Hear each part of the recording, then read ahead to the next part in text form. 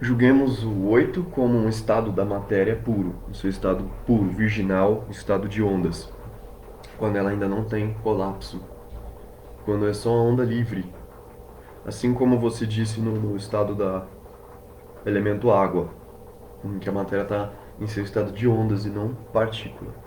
Por isso ele não é Horus ainda, não é Sete ainda. Digamos que seja Osíris, o pai de Horus. Mas levando nesse ponto, Sete, que é a definição, ou seja, o colapso das ondas. Por isso o deus do caos. Porque ele colapsa, é o colapso de ondas gerando partículas, definindo o indefinido em partículas. Então esse definido em partículas se transforma em matéria sólida. E essa matéria sólida se torna então o labirinto. O labirinto do fauno se torna os túneis de Sete, o mundo físico sólido.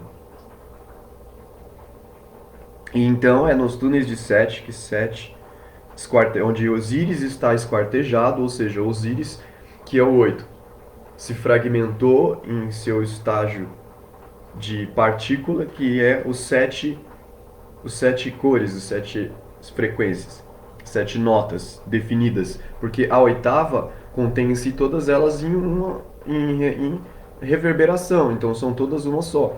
No momento em que elas são separadas em sete, então surge a definição, surge a solidificação da matéria pela perspectiva entre as diferentes frequências. Então é por isso que Osíris se fragmenta, Osíris é esquartejado. 14 pedaços, digamos que sejam as polaridades de cada nota. Então cada nota tem sua polaridade passiva e ativa. Então sendo 7 são 14, então que são os 14 pedaços de Osíris, certo? Nesse momento então vai agir Ísis. E Ísis então vai tentar restaurar Osíris, vai tentar recuperar os pedaços de Osíris e uni-los. E é aí então que nasce Horus, através dessa reunificação dos pedaços de Osíris. Então é os túneis de Sete, ou seja, a matéria sólida vai servir então de útero, incubadora, para que o esperma de Osíris, fragmentado em seus 14 pedaços, possa então se desenvolver como Horus, como o 8 renascendo dentro do 7. E é aí então que. Obrigado. É aí então que o 8 vai passar a tomar consciência do 7, nascendo dentro do 7. Ou seja, é a alma indefinida em seu estado de energia, nascendo dentro do corpo físico em seu estado sólido, que é o nascimento de Horus. Osíris significa sopro criador. Espírito Supremo, ser espiritual, divino, está ligado também ao nome de Hermes. Tem uma semelhança ao nome de Hermes. Ou seja, o sopro divino é que vai dar vida então à matéria, que é Sete. O próprio Osíris fragmentado, ou seja, o próprio sopro divino, o próprio ar divino, elemento ar, lembra arquetípico? O próprio sopro divino se coagula em matéria e a partir daí o próprio sopro fecunda a si mesmo, coagulado, gerando então a vida. Através dessa respiração entre o não definido e o definido. É o sopro da vida, gerando então a respiração do corpo, é vivificado pelo espírito. Osíris é o estado do sopro divino. Significa sopro divino. Eu vou te mandar o significado. Sopro divino. O sopro divino vem de um lugar, certo? Esse sopro divino vem de Ra. Ra é o deus Sol, não é? Então o Sol ele tem o quê? Não tem as tempestades solares, a emanação de sua radiação? Esse é o sopro divino. É as tempestades solares de Ra, que se manifestam como Osíris, como sopro divino, certo? Esse sopro divino, então, ele vai ser enfrentado por Horus. Horus não, por Sete, perdão. Porque ele já é irmão e esposo de Ísis. Ou seja, esse sopro divino, ele não é um sopro fragmentado, ele é um sopro unificado. Porque o amor é o que unifica. Então, unido a Ísis, Osíris ele é o sopro divino unificado. É como Zeus agrega nuvens, o porta-égide. Agrega nuvens porque agrega esse sopro divino. Então a concentração desse sopro divino é como Zeus, Osíris. Então ele vai criar o ser humano a partir do que? Do próprio sacrifício. Assim como o sacrifício de Jesus, só que ele vai fazer isso se esquartejando, sendo esquartejado. Sete representa a força contrária a Ísis e Osíris, essa força contrária que vai causar a fragmentação desse sopro, que ele vai se dividir em diferentes qualidades. Essas diferentes qualidades é que vão gerar os 7 chakras, que vão gerar então as 7 diferentes vibrações da matéria, pela separação do sopro divino em diferentes velocidades. Essa separação, esse esquartejamento é Sete que esquarteja Osíris e espalha pelos 4 cantos da Terra. Essa separação é porque Sete, que representa o físico, o caos, né? O caos da inversão da força de ordenação divina entre Ísis e Osíris, e ele vai encarnar então a matéria inerte, a matéria inconsciente. Matéria inconsciente, ou seja, ela tem consciência, porém seu estado interior, latente, por isso é dentro, inconsciente, como uma semente. E aí então é que o Ísis age novamente. Ísis vai tentar restaurar essa separação, porque ela fazia a união de Osíris, das qualidades de Osíris em uma só. No momento em que ele é esquartejado por Sete, então Ísis vai tentar novamente fazer essa restauração. Essa restauração é o processo de abstração da matéria, no qual a matéria vai começar então a gerar consciência. A partir da abstração de si mesma, pela pressão gerada pelo amor, ou seja, o amor ele vai aproximar a matéria, gerar pressão com a força gravitacional. Essa pressão vai dissolver a matéria em abstrações. E essas abstrações vão gerar então o despertar de Horus. Por quê? Porque ao unificar novamente a matéria em uma coisa só pela pressão, Ísis então dissolve os fragmentos, que são 7, e unificam eles em um só, como vários pedaços de gelo que derretem e voltam a ser água. E aí então é que dentro de Sete, ou seja, dentro do corpo físico, nasce a centelha. Essa centelha que é o que? Uma perspectiva invertida da matéria sólida dentro da matéria sólida, que gera então a matéria não sólida. Essa centelha é a inversão da matéria definida, que é a matéria indefinida, que gera então a infinita potência da fonte. E é essa fonte que abre primeiro como uma centelha, uma pequena fresta. E aí ela vai começar a ser alimentada por Ísis e continuar a crescer, porque é o próprio Osíris, é o próprio sopro divino ganhando consciência de si mesmo a partir do corpo que ele ganha ao ser fragmentado por Sete. Então ele começa a reorganizar esse corpo, gerando então a consciência, gerando então um meio termo entre a matéria inerte e o sopro divino. Esse meio termo entre a matéria inerte e o sopro divino é a mesma coisa que o meio termo entre matéria e espírito, porque o sopro divino é matéria em seu estado mais sutil, no seu estado de ar. Se ela é seu estado mais sutil, se você sintetiza o estado mais sutil com o mais sólido, então você tem um estado intermediário. Esse estado intermediário é Horus, que ele é uma mescla tanto de Osíris, quanto de Ísis, quanto de Sete. Entende? Horus vai nascer com a mistura desses três. Horus então nasce como uma centelha e começa a se alimentar dos fragmentos de Osíris, ou seja, se alimentar da matéria. Então é o próprio Deus se consumindo por dentro. É o próprio ser vivo se consumindo por dentro a partir da abstração que gera consciência. E isso é um processo que vai fazer com que Horus nasça, cresça, se desenvolva, ganhe consciência. Quando ele ganha consciência, é a própria centelha viva dentro do ser carnal, consciente, que começa a desenvolver consciência pelo seu crescimento.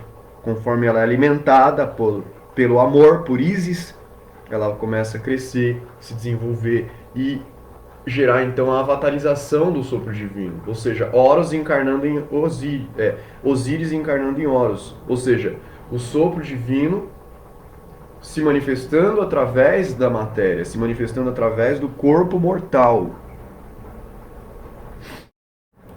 E aí então, nesse processo de avatarização, em que a consciência de Osíris nasce como Horus dentro do corpo mortal, ele vai então realizar o processo de transformação do mundo à sua volta.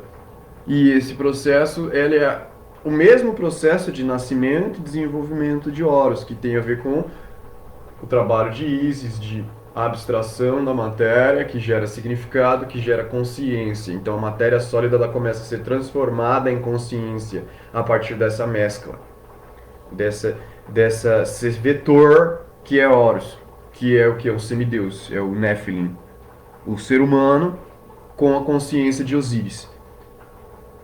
Através do que? Através da lei do amor, que é Isis. O Deus vai crescer dentro do mortal, crescer, crescer até o ponto em que o mortal se torna limitado demais para que esse Deus continue crescendo dentro dele. A alma se torna grande demais para o corpo. E é então que começa a surgir a pressão e a alma busca próprio sacrifício. Ela busca o autossacrifício com o objetivo de abrir o casulo. Ou seja, ela já está em seu estado de maturidade interna e ela precisa se manifestar através da destruição do corpo físico, da dissolução do corpo físico, para que ela retorne ao seu estado de Osíris e dá início então a um novo ciclo. Agora eu vou explicar algo que não é tão intuitivo. Nós sabemos que quem faz a junção dos pedaços de Osíris é Ísis, o amor.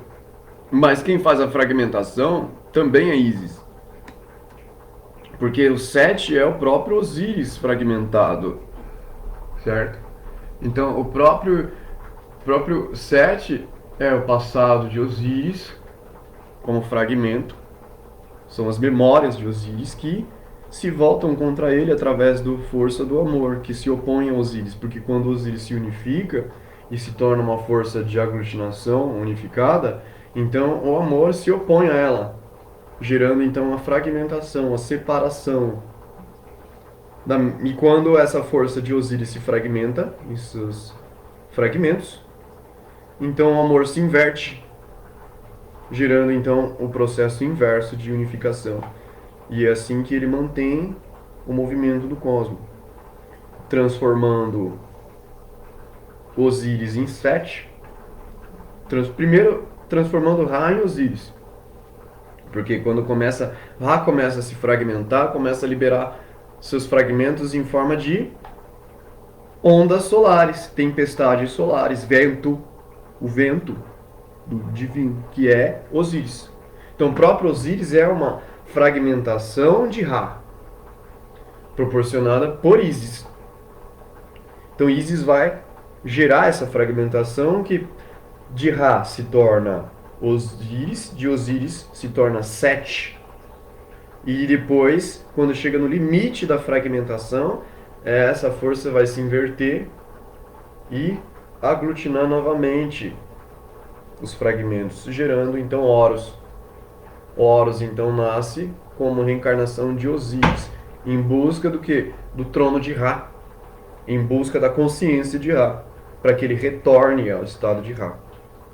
Então Ísis acaba servindo de processo de tanto de fragmentação quanto de unificação, que está ligado ao que? A luz astral, responsável pelo Sol e coagula, responsável pela fragmentação e aglutinação, que é a própria força da gravidade. Força gravitacional é o que ela é o que Ísis é. Só que força gravitacional é só uma das interpretações dessa força, porque essa força tem diferentes qualidades. Ela também tem as qualidades do eletromagnetismo e da força nuclear, porque são a mesma força em diferentes estados, diferentes aspectos. Então a gente pode observar aí de forma clara o sentido, né? um dos possíveis sentidos do mito de Ísis e Osíris, o mito de Ió. Ió é 10, assim como as 10 sefiras. Ísis e Osíris, Ió 10 é o plano da roda, o plano da roda da encarnação. Deus sendo fragmentado pela oposição de si mesmo, ou seja, assim como Lúcifer se revoltando contra as leis do céu, ou seja, próprio Deus se negando, o próprio Deus se voltando contra a própria lei divina, com o objetivo de gerar essa casca que vai servir então de útero, gerar o corpo físico que vai servir de útero para que ele mesmo se desenvolva, ele mesmo consiga superar as próprias limitações, porque Deus puro, espírito puro, também é limitado, porque o espírito puro não tem as qualidades da matéria sólida, ou seja, é limitado. Então, para que Deus ultrapasse as próprias limitações, ele precisa se tornar limitado. Porque enquanto ele é ilimitado, ele não pode superar as próprias limitações. Ele cai no looping de si mesmo. Cai na repetição de si mesmo. Então ele precisa da resistência externa. Ele precisa do caos de Sete, que vai então transformá-lo em algo limitado, para que ele possa então, a partir daí, superar essa resistência. Porque o que vai trazer a satisfação para Deus não é o resultado da superação, mas o processo de superação, de autossuperação. Então, no momento em que Deus está se autossuperando, está gerando resistência e superando essa resistência, ele está gerando a sua satisfação, gerando aquilo que ele busca, através do movimento de opostos, do movimento entre espírito e matéria, essa mistura entre Sete e Ísis, que vai possibilitar que Osíris reencarne como Horus, manifestando então em Horus o poder de Ra. Assim como Abraão vai gerar Isaac, é também Ra que gera Osíris, e Isaac gera Jacó, e assim como Osíris gerando Horus. Então tem os três logos aí, percebe? Ísis está presente nos três, em diferentes qualidades, assim como as três Shaktis e os três deuses da Trimurti, Shiva, Vishnu e Brahma. Tem as suas Shaktis, Sarasvati, Parvati e a outra que eu não me lembro o nome. São as diferentes qualidades de Ísis. Então são os três logos, o logos do absoluto, o logos intermediário e o logos de manifestação. Espírito, alma e matéria. É um padrão semelhante. Se a gente compreende esse padrão, a gente vai conseguir enxergar essa mesma orientação de diferentes maneiras, em diferentes culturas, em diferentes tradições. E todas as diferentes tradições vão trazer cada uma um aspecto novo dessa sabedoria, que é uma sabedoria arquetípica e eterna presente na matéria, assim como a semente, assim como Ra. Ra, que está presente tanto em Osíris quanto em Horus, porque o Ra representa o Sol, ele é o Sol, e o Sol ele está presente em tudo, assim como nas plantas, porque os seus raios, ou seja, Osíris, o vento solar, o vento divino, o ar divino, sopro divino, que acaba penetrando a matéria sólida e habitando dentro dela, sendo a matéria sólida a própria coagulação desse sopro divino, ou seja, o próprio Sol emana suas ondas e essas ondas se coagulam nos planetas. Então os planetas, na verdade, não são separados do Sol. O planeta, eles são parte do Sol. Eles estão dentro do Sol. Só que nossa percepção limitada, com base nas definições, nas pré-definições individuais, não consegue enxergar o sistema solar como uma onda. Então ele enxerga como partículas. Só que na realidade, cada planeta do sistema solar é de fato uma camada desse corpo solar, assim como as camadas atômicas. Você tem um átomo e você tem as diferentes camadas do átomo. O átomo é o 8 em si. O átomo é Osíris em si. E as camadas do átomo são os túneis. As camadas, 7 camadas. São os túneis de 7. Então, o pai e filho unidos, ou seja, próton e nêutron unidos no centro, como 8, vão liberar a energia de si próprios como elétron. E esse elétron vai percorrer então essas 7 camadas, assim como a matéria sólida sendo gerada a partir da sua queda de frequência vibracional. Essa separação entre opostos, que é Ra e Isis, geram então essas graduações de diferentes qualidades, diferentes frequências. E essas diferentes frequências, essa graduação, que na verdade é uma sequência infinita de oitavas, por isso é um labirinto. São as camadas da eletrosfera, que são os túneis de 7.